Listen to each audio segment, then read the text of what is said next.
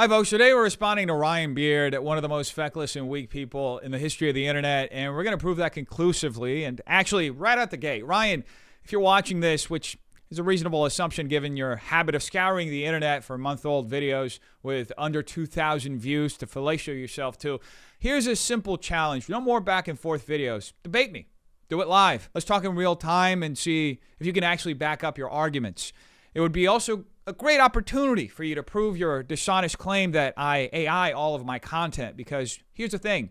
You can't AI a live debate, can you? Ball's on your court. Anyway, Ryan responded to a video I made calling him out for his reaction to Charlie Kirk's assassination. For anyone who missed my original video, I called out Ryan for giving the most predictable leftist response imaginable to Charlie Kirk being assassinated in broad daylight in front of thousands of people on September 10th, 2025. In the aftermath of that assassination, a disturbing number of people on the left expressed joy over Charlie's assassination, celebrating his death, and in many cases explicitly justifying it. That is exactly what Ryan did in a cowardly video he hid behind a paywall to avoid scrutiny, a video where he justifies political violence against his opponents, something no one with a large platform influencing hundreds of thousands of people should ever do. Now, let's lay a few things out right from the start. Ryan is an American, as far as I know, but he doesn't live in America. He's been living in Australia for several years, which makes it more than a little ironic that he insists on inserting himself so aggressively into American political discourse. Now, according to mutual friends we know behind the scenes, Ryan supposedly chose to leave the United States because he views America as a fascist hellhole. Now, to be clear, you're entitled to have your own opinion. That's not the problem here. It's just curious that someone who voluntarily left the country now feels compelled to stoke political tensions here, especially by flirting with a justification of political violence while living abroad. Australia, by the way, has plenty of serious issues of its own. Toward the end of last year, as we all saw, the country suffered a tragic terror attack in Bondi Beach. So I can't help but wonder why Ryan doesn't feel the same urgency to address the problems where he actually lives instead of obsessively involving himself in American cultural and political conflicts. Again, the country he supposedly hates so much, he left behind. Now, I also want to set the scene clearly for all of you watching this. By the time I made my video criticizing Ryan for his endorsement of violence, he had already made 2 extensive videos about me, both which add to nearly an hour worth of content. By contrast, both of my responses were brief, restrained, and to the point. Now, as of the recording of this video, Ryan has now made the video we're responding to today, as well as another one he placed behind a members-only paywall. So that's 2 videos about me on the same day. Now, I'm not interested in watching that members-only video. If you want to give Ryan your money, that's your choice. I'm responding only to what he made public, because if you have something to say about someone, especially someone you've engaged with before, you should have the backbone to say it openly. If you have to hide your response behind a paywall, it's because you're afraid of scrutiny. Now, that said, right out the gate, it's important to note the outright dishonest misrepresentation of my argument in Ryan's thumbnail. He puts words in my mouth, quoting me as if I said, "Stop being mean to Charlie," which I never said, not even once. I have never argued that anyone living or dead is above criticism. My criticism was specific and clear. Ryan was justifying political violence. And once again, he doesn't live in America. So why was he stoking the flames of political violence here from another country? That alone should raise serious questions to, the objective observer. This behavior isn't new, by the way, the misrepresentation. It's a pattern with Ryan. He routinely avoids engaging arguments directly by misframing them, relying on straw men, lazy smears, or by outright fabricating claims that were never made, as in this case. That's exactly what you see in the thumbnail. Even the title of his video, he says, "Deaf Noodles comes for me again," immediately frames him as a victim before anyone has even clicked on the video. That's just classic leftist behavior. When you're incapable of defending the substance of your position, especially one as morally indefensible as excusing political violence, you retreat into victimhood. Victim of what exactly? Well, that's criticism. Light criticism at that.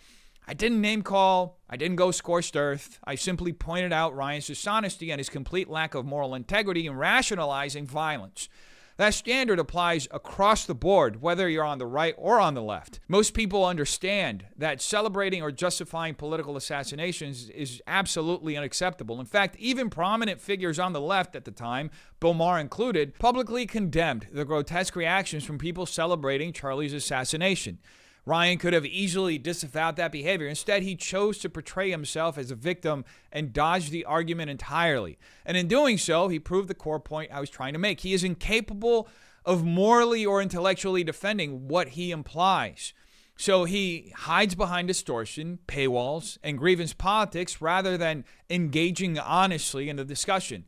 Now, all that said, let's jump into Ryan's weak video response to me. Hey guys, I hope you all had a nice Christmas. And only Christmas. I'm not about to let any of the wokies in my audience convince me that any other holidays exist. So I hope you all got some nice gifts over the holiday season. Personally, I was given a gift that I didn't even realize I had gotten. What is that gift, you ask? It's Deaf Noodles making another video about me. I just decided to do a live response for this video so you get my on-the-spot, unfiltered reaction. The only thing I know is he apparently took my members only video reacting to the discourse around whether or not people should be celebrating Charlie Kirk's death, and he decided to make a reaction video to my members only video. I guess he thought it was of great importance to make a response video to a video that only a couple hundred people have seen. Now, right out the gate, you can feel the estrogen hitting you straight through the screen. The soft focus, the extreme close-up. Nobody should film themselves just up close, folks. Let's be real.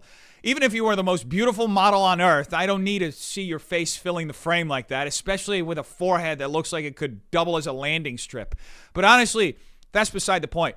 What's actually unironically funny is his costume. The Oxford button-down, the black tie, the black jacket, worn to sit in a poorly lit, janky living room to talk about things that are, by his own framing, completely unserious. This is just criticism, dude. You really need to put on your Sunday's best to sit there and hand-wave criticism? This is thoroughly embarrassing. Now, aesthetics aside, let's get to the substance, or rather, the lack of it, because Ryan says almost nothing of value here. He opens by doing exactly what you'd expect, immediately minimizing. He calls my video a gift, something so insignificant he didn't even realize he'd received it. That framing is intentional, folks. See, by most accounts, it's understandable if someone doesn't know my content is up because my channel is clearly shadow banned. And that's not just me saying this. Other creators, including people who are very critical of me, have openly acknowledged this, that it's in fact relatively difficult to find my channel amongst the plethora of hit pieces about me. So no, it's actually not shocking that my video didn't flood his notifications. I'd be surprised if he even were able to find one of my latest uploads, including this one. Anyway, then he moves into the common refrain saying, Deaf Noodles made another video about me. Folks, context matters here, okay? Up to this point, Ryan has made 4 videos about me, roughly 2 hours worth of content. I've made a 12-minute response to his initial 30-minute video about me, then a 6-minute response to his second 30-minute video about me, and then an in-depth 50-minute video calling out behavior I found genuinely disgusting, his response to Charlie Kirk's assassination. In total, I produced about 1 hour, maybe a little bit more worth of content to Ryan's 2.5 or whatever he's made.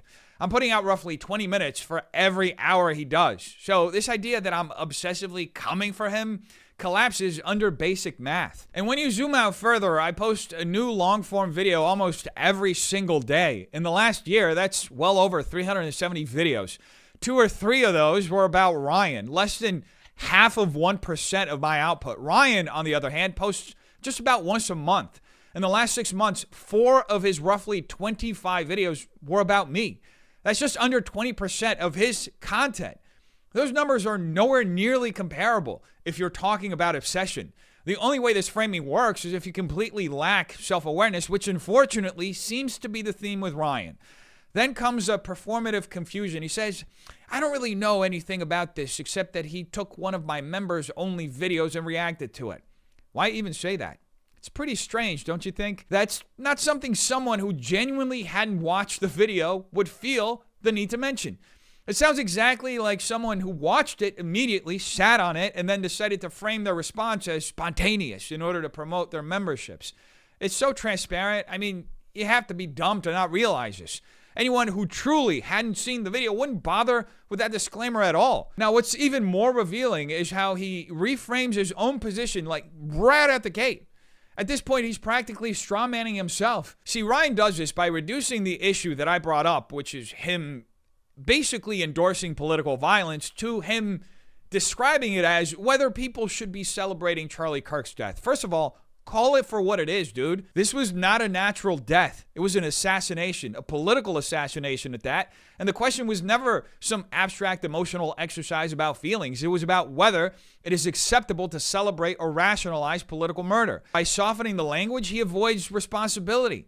He turns hand-wringing over an assassination into a vague moral debate because he doesn't want to own what he actually did. Anyway, he then goes on to say, I guess he thought it was important to respond to a video only a couple of hundred people saw. And again, that misses the point entirely because I explicitly explained the point in my video. This was never about raw view counts. It was about the broader discourse around Charlie's assassination. Ryan is a large creator in more senses than one. And from the title alone, you could tell he was setting up an argument designed to exonerate people who celebrated an assassination. That matters, folks, especially now. We're living in a moment where political violence is increasingly excused as long as it's directed at the right target. Calling that out isn't nitpicky. It's absolutely necessary if we want to keep the institutions that hold our society together alive. Guess what, Dennis? Because you decided to react to my members-only content without my permission, I'm about to sue your ass! Just kidding. People can react to my members-only content if they want. I don't care. As long as people don't just straight up re-upload my members-only content, I don't really give a fuck. Alright, Dennis, let's see what criticisms you have for me this time, and I'm just gonna hope that this was not written by AI. Again, this is actually sad, borderline pathetic, because right out the gate, you can see exactly what's happening here. There are two things going on, and one of them is purely legal. I explained this clearly at the beginning of my last video, the one that he's reacting to. There's nothing illegal or improper about reacting to or commenting on videos that are posted behind a paywall. That is settled law. Commentary and critique are protected under fair use. I took real care to explain that distinction at the beginning of my last video. Someone straight up rips your content, downloads it, and re-uploads it in full without commentary. That's a copyright issue, whether the video is public or behind a paywall. But reacting to it, discussing it, criticizing it, that's protected speech, full stop.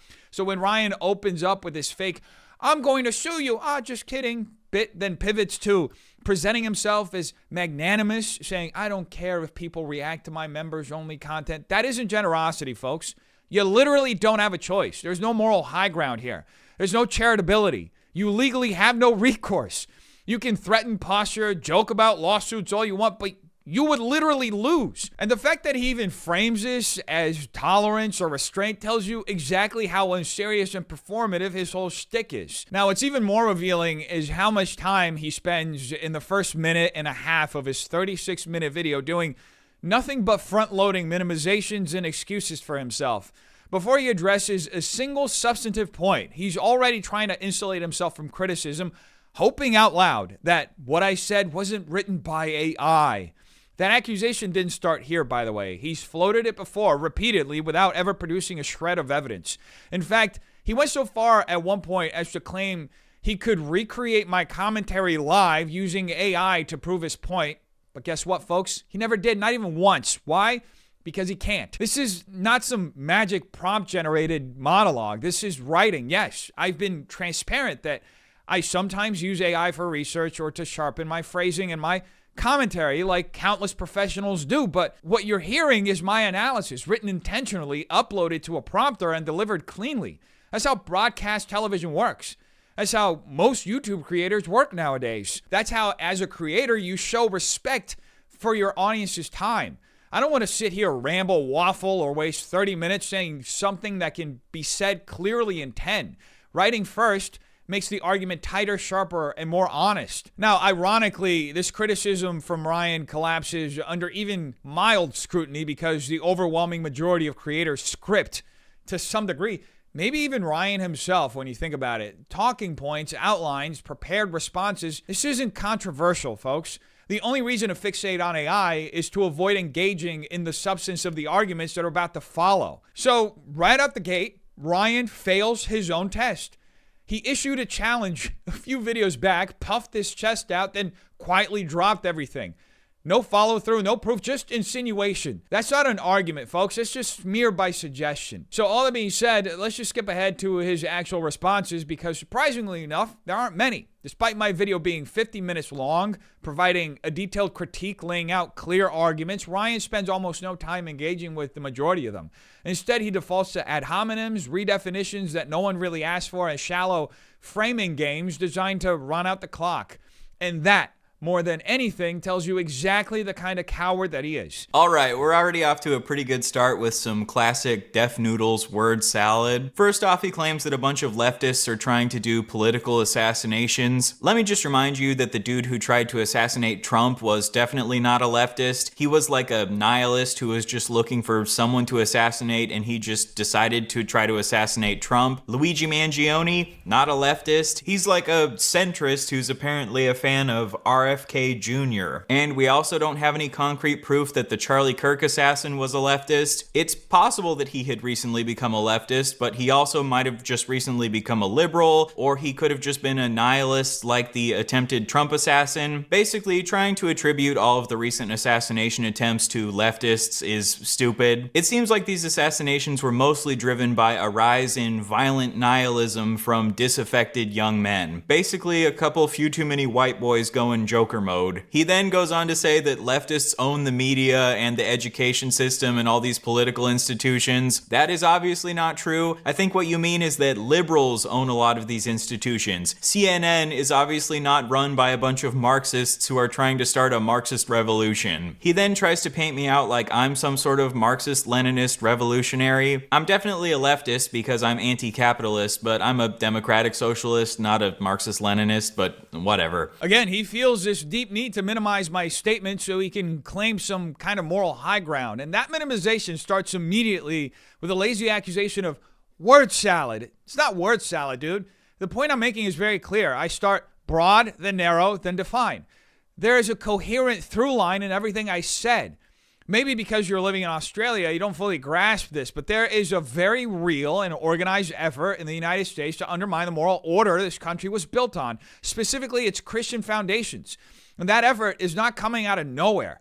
It is coming from the modern left, and more specifically from the rise of Democrat socialism and adjacent ideological movements that openly reject America's founding principles. Ironically, Ryan admits he's a Democrat socialist at the end of his statement, and whether he likes it or not, those ideas are not historically American ones.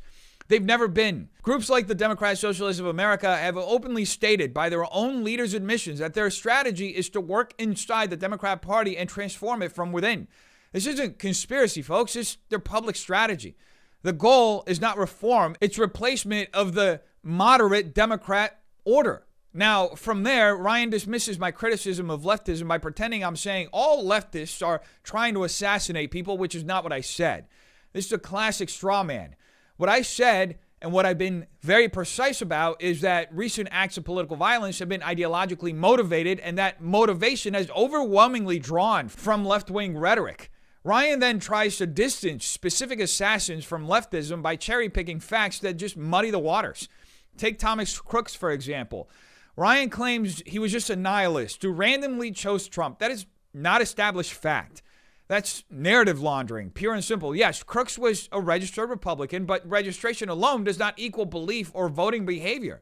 Plenty of people register under family pressure or for strategic reasons. What matters is behavior. Crooks donated to Act Blue and other progressive PACs. Those are left-wing political organizations. I don't know a single genuine Republican who donates to PACs advocating for progressive causes like gender ideology for children. And that ideological alignment matters. Then Ryan weirdly tries to label Luigi Mangione a centrist, apparently because Luigi Mangione liked RFK Jr. at some point. That's not evidence, folks. That's speculation dressed up as analysis. And by the way, you don't even need to guess about Mangione's ideology. You can read it. He literally inscribed the phrase deny, defend, depose on the bullets he used to murder Brian Thompson. That phrase comes directly out of left-wing activist rhetoric aimed at corporations and institutions. That is ideological signaling, folks, in the clearest form possible. The same pattern appears in the assassination of Charlie Kirk. The assassin marked bullets with language framing Kirk as a fascist. There's only one side of the political aisle that routinely labels figures on the right like Charlie Kirk as fascists, and it's literally nobody on the right. You don't see conservatives calling Charlie Kirk a fascist. That language is endemic to left-wing discourse. Now, I'm not attributing every act of violence to leftists. I'm attributing specific acts of violence to the ideologies explicitly expressed by the perpetrators themselves, when the rhetoric is literally engraved into the weapon used in the murder. You don't need to speculate further. Ryan then tries to wave all of this away as violent nihilism from disaffected young men. That explanation is convenient, but it's insufficient. Nihilism doesn't emerge in a vacuum. These men didn't pull their slogans from thin air. They absorbed them from a political culture that increasingly normalizes violent language against ideological enemies. There are countless clips, documented compilations of leftist politicians, activists, and media figures like Ryan openly joking about irrationalizing political violence.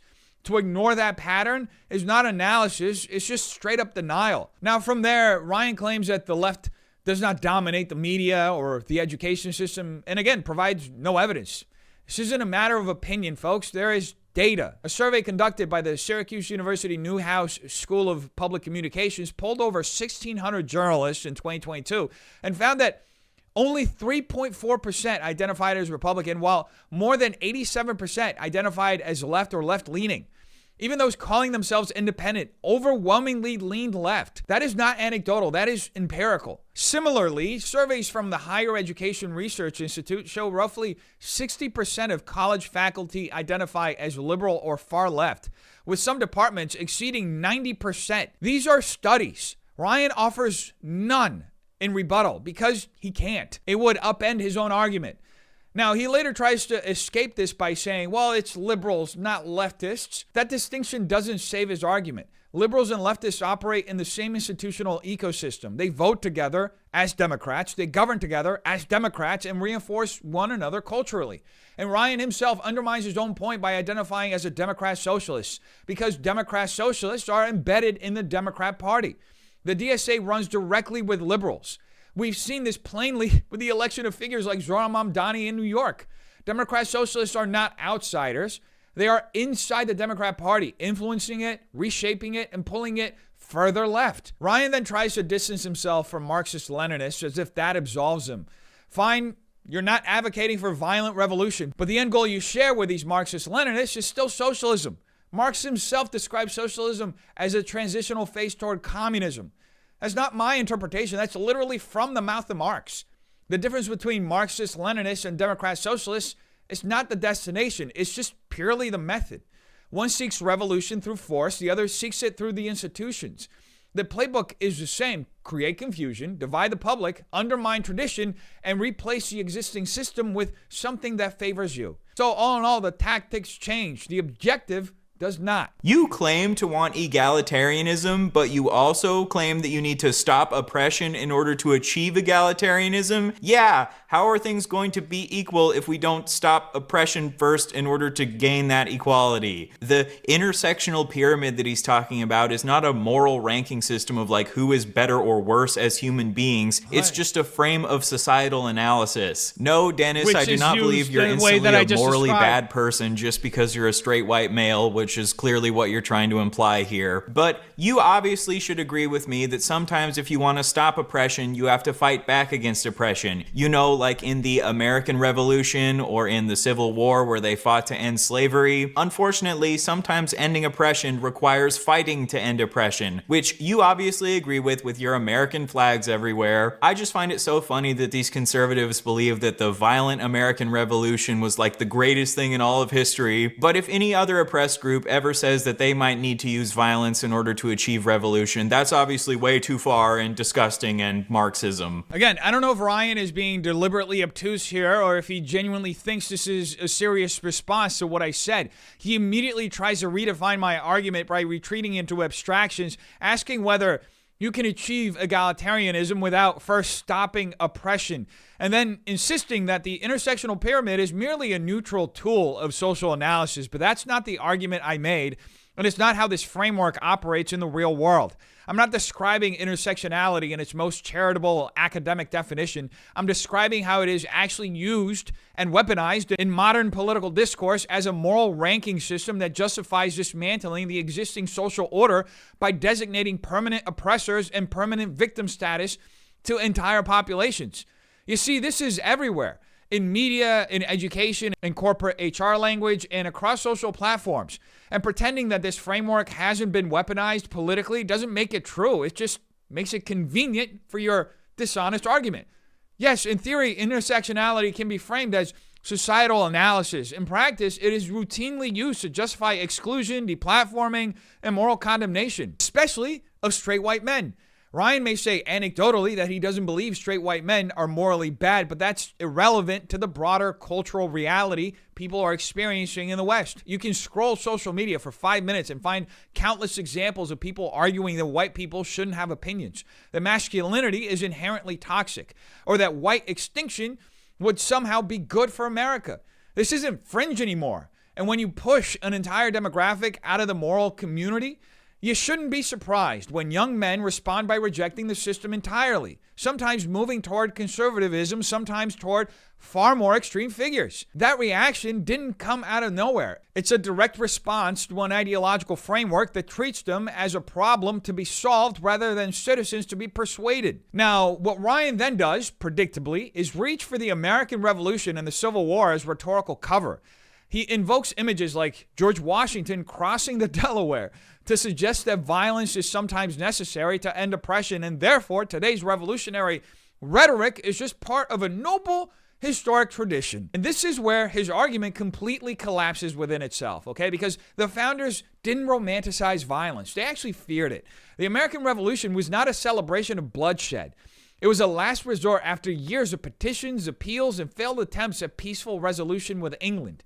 Even the Declaration of Independence explicitly states that governments should not be overthrown for light and transient causes. The violence of the revolution was defensive, reluctant, and collective, aimed at preserving ordered liberty, not dismantling the moral foundations of American society. That is fundamentally different from how the modern left talks about violence. Today, violence is framed as a tool for toppling the moral order, for punishing ideological enemies, or for accelerating social change. We see this rhetoric echoed by contemporary left-wing figures and movements that openly cite revolutionary thinkers who presided over mass starvation and repression. You see, when people like Zohran Mamdani praise figures like Nehru or other socialist revolutionaries, they're not invoking reluctant self-defense. They are invoking historical projects that used violence against their own people to force ideological conformity. That comparison matters, because it reveals the real philosophical lineage here. And it has nothing to do with Washington crossing the Delaware. Ryan then accuses conservatives of hypocrisy, claiming they praise the violent American Revolution while condemning modern revolutionary violence. But this is a false equivalence, clear and simple. Conservatives don't celebrate violence. They recognize the revolution as a tragic necessity that gave birth to our nation. What we reject is a casual, moralized justification of violence today, especially violence aimed at silencing political opponents. And the irony here is overwhelming, to be honest, because when Ryan says, if any other oppressed group ever says they might need violence to achieve revolution, conservatives say that's disgusting Marxism. He's actually describing his own behavior through this entire debate. He spends this video hand-wringing, trying to rationalize violence because he felt personally offended, because Charlie Kirk said something he didn't like. That's not historical necessity. That's just emotional justification for violence. Violence is not acceptable in a moral, just society like America. Not as rhetoric, not as implication, not as contextual understanding.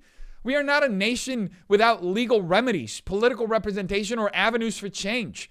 And when commentators like Ryan blur the line between reluctant self-defense and ideological violence, they aren't advancing equality. They're eroding the moral constraints that keep political disagreement from becoming something far darker that I don't think anybody really wants to see. And why exactly are you making this video about me when the point that I made in my Charlie Kirk video was that while I see nuance to the situation, I ultimately don't think it's good to celebrate his death? Do you just need someone to take out your righteous anger on? Well, don't take out your righteous anger on me, Dennis, because I am Charlie Kirk. Haven't you heard the song We Are Charlie Kirk? We are Charlie Kirk. We carry the flame. Well, I 100% agree with that song. I believe that we are Charlie Kirk, which means that I'm Charlie Kirk, which means that you taking out your anger on me just means you're taking out your anger on Charlie Kirk. And that's not very nice to do to a dead guy. Perhaps the real reason Ryan refuses to directly address criticism is because he digs his own grave every time he tries to do it. And here's why. The core thing I'm actually calling out isn't some abstract disagreement or tonal issue, okay? He now may claim that he never celebrated or justified Charlie Kirk's assassination, that he doesn't think it's a good thing to celebrate someone's death. But that's simply not true. And it's not up for discussion, okay? We have the clip. In his own words, this is what he said. Thinking about this is that if Charlie Kirk is someone who said that it's God's perfect law to stone gay people, and I am someone who is bisexual, then Charlie Kirk is implying that it's part of God's perfect law to kill me because of who I'm attracted to. So part of me is like, well, I guess I'm glad that someone got to him before he could get to me. It feels very callous, but like, what else is supposed to be my response to someone who implied that at least at some point in history, it was good to stone people for who they were attracted to? Now, to be clear, folks, that's not a neutral observation. That's not mere emotional processing. That's a real-time justification for an assassination framed as preemptive moral relief. And the fact that this statement exists on tape makes his current attempt to deny it not just dishonest, but brazen. And what makes this worse is that he knows this is on the record. He knows it appears later in my video, and yet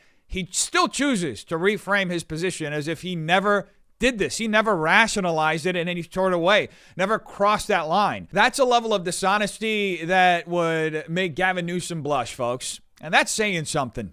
This isn't a slip of the tongue or a misunderstanding, by the way. It's a conscious attempt to launder a morally indefensible reaction after the fact. And that tells you everything you need to know about how this conversation is being handled by Ryan. And more importantly, it exposes a deeper issue my video was actually talking about: moral relativism when it comes to these kinds of issues. This is not a conversation healthy societies actually have, okay? Rational people do not sit around debating whether it is morally acceptable to publicly assassinate someone because they find that person's beliefs offensive or threatening. For most people, even killing in self-defense is a nightmare scenario, something traumatic, tragic, and deeply unsettling. It's not something anyone treats casually. So when someone like Ryan finds themselves hand-wringing over whether an assassination might be understandable or even quietly justified, that alone is a sign that something has gone badly wrong at the moral level. That's the criticism. Not that Ryan has feelings, not that he was upset, but that he crossed into a space where political murder was framed as emotionally comprehensible, even relieving. That's not discourse, folks. That's moral breakdown. And instead of grappling with that, he deflects, putting on a performative act where he pretends to be Charlie Kirk, saluting the American flag, referencing the song, and trying to recast the criticism as if I'm really just angry at Charlie Kirk himself. It's theater. It's distraction. And it's painfully transparent. When someone can't respond with substance, they resort to this sort of bad parody, irony, and cheap gotchas. It's not clever at all. It's just an admission of emptiness. Oh, yeah, me asking a question in the title of my video, which I'm then going to answer in the video, is me saying that morality is relative. Yeah, a great point, Dennis. And yes, obviously in some contexts, a political assassination could be morally neutral. I would hope that you would agree that assassinating Hitler would have been at the very least morally neutral. That was the interesting philosophical question I was trying to explore in that video. When does someone cross that threshold where violence against them becomes justified? And the conclusion that I came to in my members-only video about Charlie Kirk is that I don't think the violence against him was justified. And in case I need to spell this out for you, no, Dennis, I am not saying that Charlie Kirk is the same as Hitler. I'm just demonstrating the principle that sometimes political assassinations are justified. It is genuinely extraordinary, folks, that we have this on tape. Any person who values their career as a cultural or political commentator would understand that openly stating what Ryan just stated here, saying that political assassination can be morally neutral, is the kind of thing that ends your credibility overnight. Outside of far left ideological circles where this kind of reasoning is not only tolerated but often rewarded, this is disqualifying in every sense of the word. And yet Ryan says it casually, records it, uploads it with zero thought, and appears completely unaware of the gravity of what he's doing here. He's not merely engaging in abstract philosophy. He is normalizing the idea that murder can be morally acceptable under the right political conditions. That is advocacy for violence, whether he wants to admit it or not. Now, to Ryan's credit, he does acknowledge briefly that comparing Charlie Kirk to Adolf Hitler would be a false equivalence. That should go without saying. You don't need half of a brain cell to recognize that Charlie Kirk, a political commentator and podcaster, is not remotely comparable to one of the most genocidal dictators in human history. But that acknowledgement doesn't save Ryan, because the comparison itself is the rhetorical trick. The point of invoking Hitler is not for accuracy, it's for derailment. It's an extreme hypothetical designed to smuggle in a dangerous premise that there exists a moral threshold beyond which assassination becomes acceptable, and that modern political figures might plausibly approach it. This is why the Hitler example is so revealing. Hitler represents the most extreme case imaginable, a figure associated with industrial-scale murder, global war, and totalitarian rule. And even there, the historical reality is more complex than internet philosophy suggests.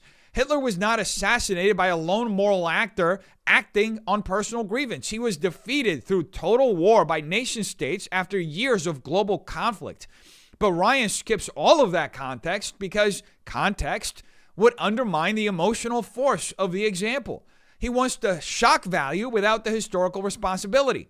Now, what's also telling is what Ryan doesn't bring up. He mentions Hitler, but never Mao or Joseph Stalin, figures whose regimes were responsible for tens of millions of deaths through starvation, purges, and state terror, all in the name of socialist and communist ideology. Those crimes dwarf even Hitler's in raw numbers, but they are conspicuously absent from Ryan's moral calculus. One has to wonder whether Ryan applies the same logic there, or whether ideological comfort determines which atrocities are worth mentioning for him. We've seen this pattern before, from online commentators who downplay or excuse left-wing authoritarianism, even to the point of figures like Hassan Piker openly praising or sanitizing China's communist regime. That selective outrage is not accidental, folks. It's ideological. Now, obviously, Ryan could have chosen any number of less extreme analogies if his goal were honest moral inquiry. Why not compare Charlie Kirk to another controversial public figure in entertainment or media who was assassinated? Why not draw from modern examples that are closer in scale and context? The answer is simple, folks. Those comparisons wouldn't work for what he's trying to achieve here. They wouldn't justify even entertaining the idea of moral neutrality around murder. Hitler is used precisely because he allows Ryan to align Charlie Kirk with ultimate evil, if not for a moment before disavowing the comparison. This tactic is known as disavowal framing. You make the association, reap the emotional impact, then verbally deny it while keeping the implication alive. It's one of the most dishonest rhetorical moves in modern discourse. And let me be absolutely clear. In the case of Charlie Kirk, there is no justification for his assassination. None. Not morally, not philosophically, not historically. We are talking about America in 2025 and now in 2026, a country with courts, elections, free speech, and lawful means of opposition. There is no moral justification for assassinating a right-wing podcaster. There is no moral justification for assassinating a left-wing podcaster. There is no moral justification for assassinating anyone over their speech, full stop. It does not matter what analogy you reach for. It doesn't matter how offensive you personally find their rhetoric. This isn't 1930s Germany. This isn't a totalitarian state with no avenues for dissent. To pretend otherwise is to abandon objective reality. Dennis, do you happen to have a clip of me saying that I think that violent offenders should just be let loose on the streets? I am someone who wants a more rehabilitative criminal justice system, but the reason I want this type of rehabilitative system is so that hopefully if you properly rehabilitate prisoners, once you release them, they will be less likely to reoffend. But yeah, great straw man there, buddy. I definitely want as many violent criminals on the street as possible, stabbing as many people as possible. Bro, how do you play the video and then immediately jump to misrepresenting what you just played? I clearly never said you personally believe that violent offenders should be released onto the streets. I'm not putting words in your mouth. I'm not accusing you of secretly wanting chaos. What I'm actually doing is analyzing the ideology you align with and the downstream consequences of that ideology as it's applied to the real world. Politics isn't a set of clean cookie-cutter positions where everyone agrees on every plank. I just said this a moment ago. There are gradations. There are disagreements with coalitions. You might personally favor a rehabilitative criminal justice system with guardrails and conditions, and fine, good. That at least shows some basic level of common sense in you, but pointing that out doesn't refute my argument, because my argument was ever, Ryan wants violent criminals roaming the streets. That's a misread, and ironically, it's you reaching for the straw man yourself. What I'm describing is a broader ideological pattern on the left, one that prioritizes rehabilitation and systemic blame to such an extent that public safety becomes secondary, and thus accountability itself gets blurred. We've seen this play out repeatedly in American cities over the last decade. Progressive prosecutors backed by left-leaning movements have reduced cash bail, declined to prosecute certain violent offenses, and emphasized decarceration, often with disastrous results, which is what I brought up. That's not a caricature, it's documented policy. When crime spikes followed in places like San Francisco, New York, and here where I live in Los Angeles, the response wasn't an immediate course of correction. It was denial, deflection, or moralizing about root causes. While ordinary people are paying the price. You can personally disagree with the most extreme versions of that approach, but you're clearly, by your own admission, still operating within an ideological ecosystem that produces those outcomes. That's why your accusation of a straw man falls flat. I'm not saying you want people stabbing strangers. I'm saying the ideological framework you defend routinely downplays the risks of releasing violent offenders early, reframes criminal behavior primarily as a societal failure rather than an individual one, and treats concern for public safety as reactionary or cruel. That framework has consequences whether every individual adherent endorses them or not. When you can't even acknowledge that distinction between personal belief and ideological outcome, it suggests either a refusal or an inability to engage at the level the argument is actually being made. Or maybe, just to put it more crudely, you're a fucking retard. Feed that into your AI and see what comes out. No, I just put it as a members only video because usually my members only videos are more of me just like rambling about a topic, whereas my main uploads are usually me responding to a certain person like I'm doing right now. And look, I don't need to explain myself. I'll title my members only videos however I fucking want to, but I'm glad to hear that my title titillated you. My video title made your titties tingle. Ryan, take a look in the mirror, dude. You're the one with man titties. You have to shoot your videos from the highest possible angle I've ever seen on YouTube just to hide your 5 chins. Seriously, bro. Do you actually ever look or hear yourself? Do you watch your own footage and think, yeah, that makes total sense. I'm going to accuse someone else of having man titties while proudly displaying what might be the biggest pair I've ever seen right here on the front page of my channel? Are you retarded? What is it? Can you even string 2 coherent thoughts together? Look, you don't owe anyone an explanation for why you do what you do. I'm just pointing out the glaringly obvious thing that literally anybody with a cognitive ability of a child can see. If that hurts your feelings, then fine. But don't hide, dude. Just stop hiding your real opinions behind a paywall. Put them out in the open for the world to see. Let the sunlight hit them, because as we all know, sunlight is the best disinfectant. And holy cannoli, man.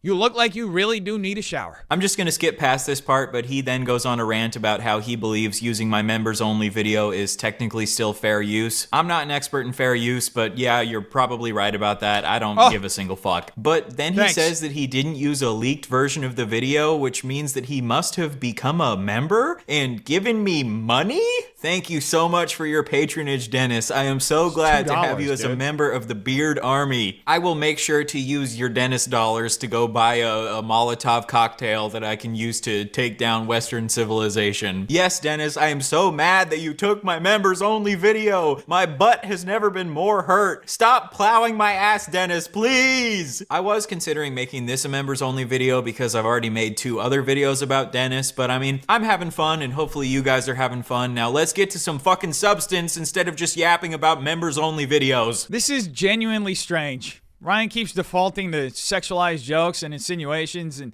not in a clever or satirical sense, but in a way that feels compulsive and unserious.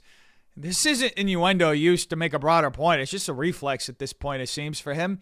And when that becomes your primary rhetorical mode, it reveals something deeper, an inability or unwillingness to engage ideas on their merits without retreating into shock, crudeness, or just personal fixation.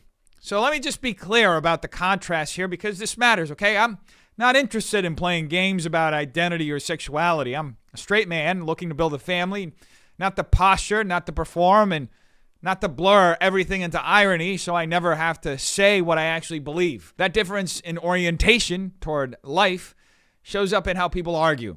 When your worldview is rooted in permanence, family, responsibility, you tend to take moral questions seriously.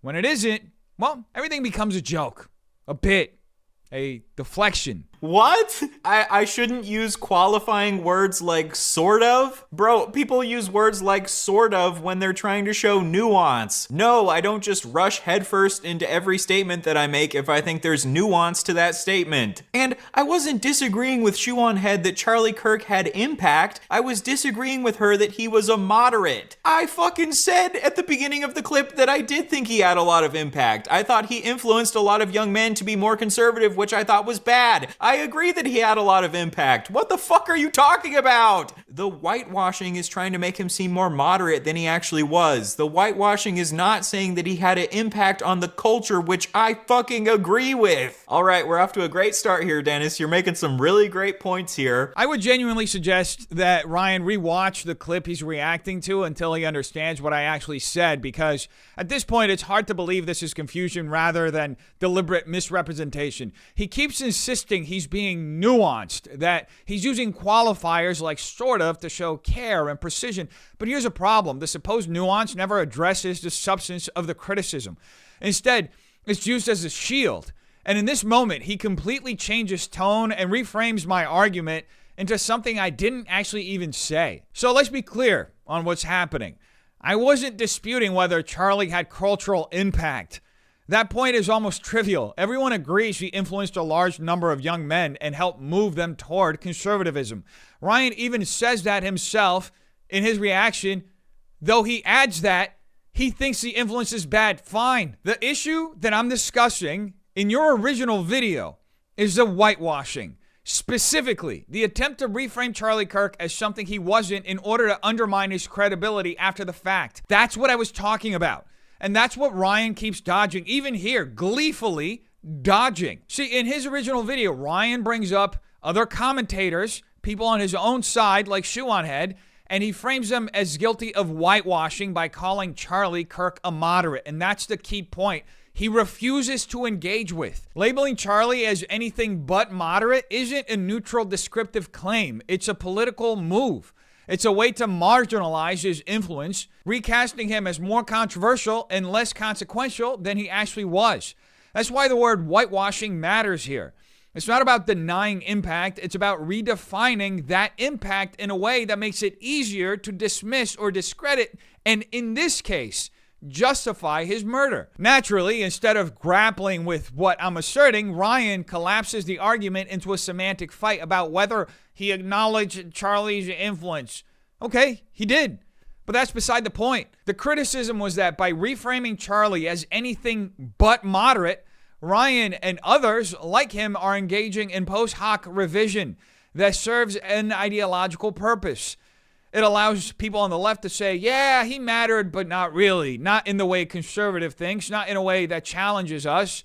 That's not nuance, not in a way that actually means he shouldn't have been assassinated, as what Ryan is trying to do here, okay? Charlie didn't help make young men conservative, he just activated something within them. So isn't that you devaluing the impact of Charlie Kirk? I'm saying that I actually think he did have an impact and he was able to influence people to become more conservative, but you're denying that. Between the two of us, I'm the one who is saying that I think he had a bigger impact here. Oh my fucking God, dude. I have said across probably 10 different videos on my channel at this point that I don't believe masculinity is inherently toxic. Toxic masculinity is when people use masculinity to justify toxic behavior. It is not saying that all masculinity is toxic. All right, second straw man. Dennis is doing great. Let's see how many more straw mans he can erect in this video. Maybe by the end of this video, we'll have a whole field filled with just these massive erect straw men. Taking down the patriarchy just means that you don't think men should hold a disproportionate amount of power within society. It's not destroying strength or whatever yada yada bullshit you're saying. Also, what the fuck does any of this have to do with my Charlie Kirk video? Can you please stay on topic, Dennis? Oh my God, you are so stupid. Me not asserting my definition of moderate is not me moving the goalposts. Moving the goalposts is when you assert a definition and then someone makes an argument that should fall within that definition, but then you dishonestly change your definition to avoid that argument. It's not moving the goalposts if you never assert a definition in the first place. You don't know what you're talking about. And while I didn't assert an exact definition of what a moderate conservative is, I used my parents as examples of people who I consider to be moderate conservatives. I consider moderate conservatives to be people like John McCain and Mitt Romney, people who hold some traditional social values, but they push back against a lot of the dehumanizing bullshit that MAGA does. And I gave an example of my favorite Christian rapper from when I was younger, Toby Mac, whose whole thing was about how much he loves diversity because he believes that everyone can be accepted under Christ. And I contrasted that with Charlie Kirk, who says that rap is this degenerate form of music that's destroying Western civilization. That is a clear distinction between someone who is a more moderate conservative and someone who is a more extreme conservative. Okay, yes, if what you mean by moderate is the current average conservative position, then yes, Charlie Kirk would be moderate. But the only reason he would have been moderate by this definition is because MAGA has shifted the Overton window to the right. Like back during the Soviet Union, it would have been moderate to be a communist because the average person was a communist. So does that mean that communists are moderates? No. When I say that he wasn't a moderate, they literally had to kill millions of people. Mitt Romney and John McCain, who I consider to be moderates, and I'm comparing him to moderates that I knew growing up who held conservative social positions without saying shit like that rap is a degenerate form of music. No, Dennis, Charlie Kirk did not just make some critique of rap music that they should talk less about drugs and violence. He said that rap music in general is degenerate, and he said that people should only listen to classical music, praise music, and a few other exceptions. As a Christian, what music and media would you recommend allowing into your home in a culture that is just so focused on immorality rather than the traditional principles that we see? That's a great question. Phenomenal. So for our kids, we only allow classical music, praise music, or a very couple exception old songs. Because classical music is what built Western society. We do not listen to classical music enough in the West. It's time for us to stop listening to rap music and this degenerate hip-hop stuff and go back to the music that built our civilization. When in reality, the people who were actually forced to build Western society, like build a lot of the buildings and shit, were black people. And notice how he specifically mentions classical music while making sure not to mention jazz or blues when these forms of music have been incredibly important to American culture. Most classical music didn't even come from America, it came from Europe, but jazz and blues did come from America, but I wonder why he doesn't mention that. I'm sorry, but saying that all rap music is degenerate and you should only be listening to classical or praise music is not a moderate position. I was literally raised as a moderate conservative who absolutely loved Christian rap music. You can try to gaslight me all you want to, but when you say that classical music built Western civilization while purposefully ignoring that jazz music actually built way more of American civilization, that's just fucking racist. No, I do think that Charlie Kirk's statement about black women was racist. Let's read the full quote. If we would have said 3 weeks ago that Joy Reid and Michelle Obama and Sheila Jackson Lee and Ketanji Brown Jackson were affirmative action picks, we would have been called racist. But now they're coming out and they're saying it for us. They're coming out and they're saying, I'm only here because of affirmative action. Yeah, we know you do not have the brain processing power to otherwise be taken really seriously. You had to go steal a white person's slot to go be taken somewhat seriously. He is just straight up saying that Michelle Obama does not have the brain processing power to be taken seriously. The purpose of affirmative action is to hopefully offset the negative bias that people can have towards black people, which can help them end up on an equal playing field to everyone else. The purpose of affirmative action is to try to reach equality. It's not to give some special privileges to black people that they're just going to have more That's just jobs how it's than been white people working, for the rest of dude. eternity. Now, there could be instances where affirmative action goes too far and you can have nuanced discussions around certain policies and whether they're working or not working, but that is not what Charlie Kirk is doing here. He is just assuming that these black women do not have enough brain processing power. If you're selecting people based on DEI, you could have a field of equally qualified candidates, but you just lean towards selecting the black candidates out of that pool to offset societal bias. But that doesn't change the fact that everyone in the pool is still equally qualified. It does not mean that the black people in that pool don't have enough brain processing power, and it's obviously fucking racist to say that. There is a massive difference between having a nuanced discussion about how maybe certain DEI policies can go too far and just saying, oh yeah, we all knew that you black women lack the brain processing power to properly do your jobs. That's obviously just racist, and if you disagree, you can cry about it. There's a lot to unpack there, and that's part of the reason why I stitch together these different parts of his commentary, because taken as a whole, it becomes painfully tedious. A lot of noise, a lot of sarcasm, a lot of random, irrelevant side jokes, and very little actual substance or engagement with what's actually being discussed. Ryan claims Charlie had a massive cultural impact by activating something already inside them, but that distinction doesn't rescue his argument. It exposes the confusion at the center of it. People are not manufactured into beliefs like products on an assembly line. Influence works because someone articulates concerns that already exist, gives them language, coherence, and moral framing, and then people choose to follow or not. That's not propaganda in the cartoonish sense Ryan seems to think. If anything, assuming all political persuasion is propaganda is itself a kind of ideological tell. It suggests that there can be no truth in political speech, only manipulation. Ironically, that's closer to the worldview of figures like Hassan Piker, who openly describes himself as a propagandist. And even propaganda has limits. Look, when you look at it, it only works so long as it can obscure reality. Over time, people always gravitate toward what they believe is true, which is why no non-monarchical political system can maintain power indefinitely through messaging alone.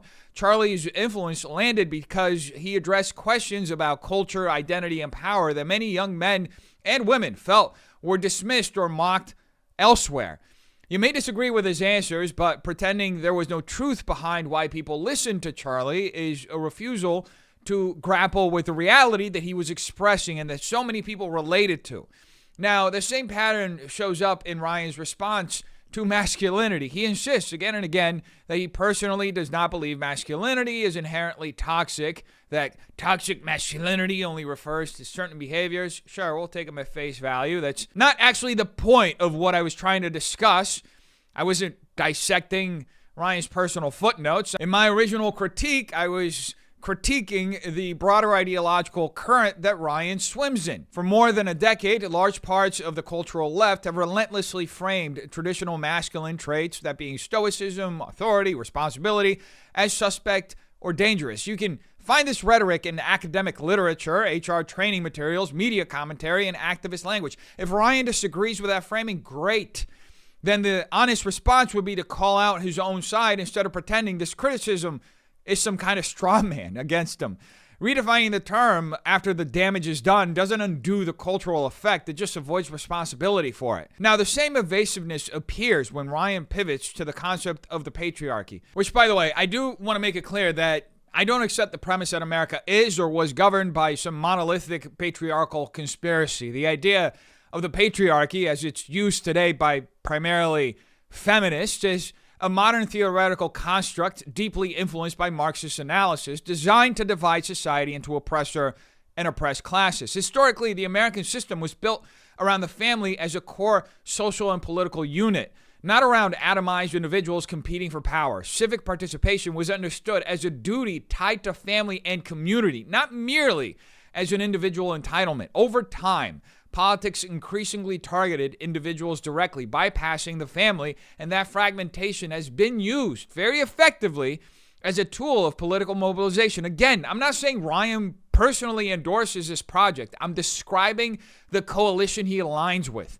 If he truly breaks from it, then the burden is on him to say so clearly, not to treat the critique as a personal insult, as he's been doing in every case, and then shouting straw men as though I said it's about him. There's a difference between critiquing the individual and critiquing the ideology he aligns himself with, and I think I've been very clear at which point I'm doing which. Then there's Ryan's argument about what moderate conservatives are. Ryan claims people like John McCain and Mitt Romney represent moderate conservatism. I don't agree with that framing. For one, Romney authored the healthcare model that became the blueprint for Obamacare. Universal healthcare is not a right-wing position. It's a progressive one. McCain, I'll grant, fits closer to what many once understood as a moderate conservative, but lumping Romney into that category only underscores how far the definition has drifted and how easily moderate becomes a label used to delegitimize anyone who steps outside a shrinking ideological box. But lumping Romney into that category underscores a profound misunderstanding, perhaps knowingly, of what conservatism actually represents. Further, Ryan's treatment of culture, particularly music, follows the same pattern. He leans heavily on anecdotal exceptions, the one Christian rapper, the one personal experience that he had, while ignoring the broader reality. Look honestly at the dominant figures in rap culture over the last decade. Just read the lyrics. The glorification of violence, promiscuity, drugs, and nihilism is not fringe. It's mainstream in hip-hop. Pointing that out isn't racism, it's just cultural criticism. Cherry-picking one niche artist who represents a tiny fraction of what people actually consume doesn't rebut the general trend, it just avoids it. And finally, on DEI and affirmative action, Ryan positions himself as morally offended on behalf of others, even when those figures have acknowledged the role those policies played in their advancement. There are public statements from people like Michelle Obama and Joy Reid reflecting on their academic underperformance and how they benefited from preferential systems. It's not an insult. It's their own admission. If the argument is that everyone is equally capable and equally endowed, then the logical solution is simple.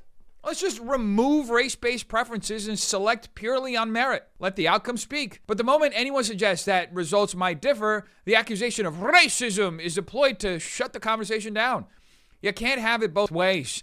Either equality means equal standards or it means managed outcomes. DEI exists precisely because its advocates don't trust equal standards to produce the results they want, which are purely racist. I did not include that clip because I was saying that Charlie Kirk believed we should stone gay people in the modern day. Obviously, he was saying that it was part of Levitical law. But you're someone who doesn't believe in moral relativism, right? Whatever God says is right is right. So you believe that at some point in history, it was morally good to stone gay people to death. And I think that is a ridiculous position to hold. If someone was like, oh yeah, I believe that at some point in history, it was okay to have sex with kids, but once Jesus came to earth and fulfilled the Levitical law, now it's not okay anymore. That would still be a fucking insane thing to say. I don't care if you don't currently think it's okay to have sex with kids. If you believe that God at some point in history said it was okay, I still think that's fucking insane. I was not strawmanning Charlie Kirk. I have reasons to justify why I think that he was racist, and I did not feel a sense of glee watching Charlie Kirk die. I thought it was fucking incredibly disturbing. And the whole point of my video was that I believe we should still have empathy towards people who we consider to be bad people. And I brought up the analogy of how I believe everyone should have universal health care, even people who I consider to be bad people. But thank you for assuming that my point was that we should all feel glee about Charlie Kirk's death. Pretty great that you accuse me of strawmanning Charlie Kirk while you strawman me. And I didn't do an appeal to authority saying that my family are the arbiters of what it means to be a moderate. I'm basing my definition of moderate off of a bunch of different people, like my family, but also people that I knew growing up than people like John McCain and Mitt Romney. Again, like, would you deny you're that not John making a McCain good and Mitt point, Romney dude. are more moderate than the MAGA movement? Like, on the left, you have people like Joe Biden who are more moderate, and you have people like AOC who are less moderate. On the right, you have people like Mitt Romney who are more moderate. keep and you talking have about people Mitt like Romney, Trump dude. who are less moderate. Is this a fucking controversial statement? Bro, my whole video was saying that I don't think it was justified. All you've shown is 1 minute of me giving the reasons why I think Charlie Kirk was a bad person. That does not mean that I think it was okay. And now you're just reverting to your same fucking word salad. I am not someone who believes that white men are inherently irredeemable because of identity politics. I actually think liberal identity politics can be very annoying. A lot of leftists actually push back against liberal identity politics. I don't believe that you can discredit someone's argument simply because they're a straight white man. That is illogical. So how about you actually just fucking engage with the things I say instead of doing all this yapping? I'm 16 minutes into the video and I feel like I've already been talking for quite a while. Let's go just a little bit longer. So you think I'm being too partisan because I said that I think Charlie Kirk should have had more nuanced discussions with people instead of just trying to destroy his debate opponents. Historically, debate has been used to try to come to a better understanding of ideas, not to just destroy people and push political propaganda. Like the concept of the Hegelian dialectic, where you take an argument, the thesis, and a counter-argument, the antithesis, and you see where these arguments conflict with each other, and then you try to create a synthesis of the two arguments. So you can find the truths in two conflicting perspectives and then come to a new perspective. That's how they make propaganda. This is how you advance philosophy. This is how ideas evolve through time. If you come into a debate just trying to destroy your opponent, but then your opponent actually brings up a good point, but then instead of acknowledging that point, you just do a bunch of mental gymnastics and logical fallacies to try to dodge that point, this doesn't actually help move ideas forward. This just makes debate about ego instead of making it about trying to create better discourse. And it is so fucking insanely ironic that you are accusing me of being too partisan for making this point. What the hell are you talking about? I wasn't saying it's bad that Charlie Kirk did debates. I was saying that liberals shouldn't be patting him on the back just for doing debates because he did shitty propaganda debates. And I am not someone who just stays in an echo chamber, thank you very much. Sometimes I'll go on TikTok and do random debates with people I disagree with because I think it's fun. I am someone who actively enjoys engaging with people who I disagree with. What I don't like is when I can tell that the person who I'm engaging with is doing a bunch of mental gymnastics and logical fallacies to try to avoid engaging with what I'm actually saying. Anyway, I'm about halfway through his video and I've already been recording for almost 3 hours, so I think I might call it here. So far, I definitely don't think he's proved that I have a disturbing justification of political violence. Maybe I'll respond to the rest of his video in a members only video. I think that might make him angry and I think that'd be pretty funny. It's actually remarkable to watch this unfold. He quite literally gives up halfway through the video. 16 minutes in, after nearly 3 hours of recording, he claims he spent 3 hours recording, folks, and he taps out. That alone tells you something very important. When someone spends more time complaining about being misrepresented than actually engaging with a substance, it usually means they don't have the stamina or the framework to deal with the argument being presented.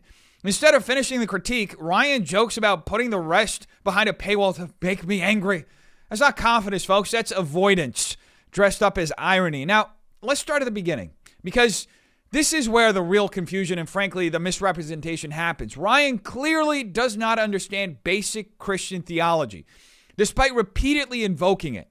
Christianity teaches that Christ fulfilled Mosaic law. That does not mean Christians endorse every punishment outlined in Levitical law. It means that the covenant governing those laws was completed. So much so that in the New Testament, Christ explicitly intervenes to stop a woman from being stoned to death and tells her to go and sin no more. The entire moral arc of Christianity moves away from legalistic punishment and toward repentance, mercy, and transformation. Acknowledging that ancient societies enforced harsh penalties is not an endorsement of those penalties. It's historical recognition. Accepting that something existed is not the same as celebrating it. We all acknowledge the brutality of ancient justice systems without advocating for their return. This is just common sense. Now, as if that wasn't enough, Ryan collapses this distinction deliberately. He frames the argument as if recognizing historical religious law means approving of it today. That's a fundamental category error. By that logic, anyone who studies history endorses every atrocity they describe. He then foolishly escalates this misrepresentation by injecting an extreme and unrelated analogy involving pedophilia, an emotional shock tactic that has nothing to do with the original argument and no grounding in Christian doctrine whatsoever. There is no biblical justification for sexual abuse of children. In fact, Christ himself condemns it in the strongest possible terms. This isn't nuance. It's just straight up rhetorical sabotage. From there, Ryan repeatedly accuses me of straw manning while doing exactly that himself. He claims I'm attributing beliefs to him personally that he does not hold, when what I am clearly doing is analyzing the ideological ecosystem that he operates in. Politics is not a set of isolated personal beliefs. It's coalitional. You can disagree with certain outcomes of your own side's ideology while still benefiting from and reinforcing the system that produces them. That's not a personal attack. That's just how political analysis works. Now, as far as the appeal to authority issue that he brings up, he insists he's not doing it while repeatedly invoking his upbringing, his family, and his personal experiences as validation for his definitions of moderate conservatism. That is, by definition, an appeal to authority, specifically personal authority. If your background is irrelevant, then stop invoking it. If it's relevant, then own the rhetorical move. You can't have it both ways, dude. Then there's Mitt Romney, and this is too funny.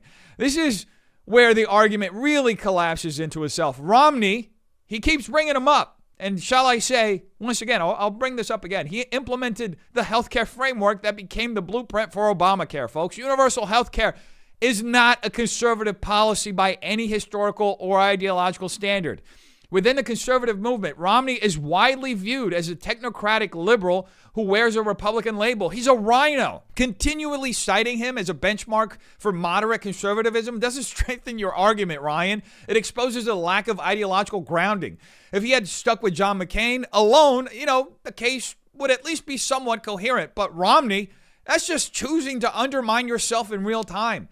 And further, the invocation of Hegelian dialectic is especially ironic. Anybody with even a moderate understanding of it knows that the dialectic is not about neutral synthesis through polite debate. Historically, it is a framework for conflict-driven ideological evolution. Marx explicitly built on it. To invoke the dialectic while condemning ideological struggle and power dynamics is to misunderstand the very concept being cited. This is a pattern, by the way, with people like Ryan, name-dropping philosophy without actually grasping its implications or the practical application of what he's discussing.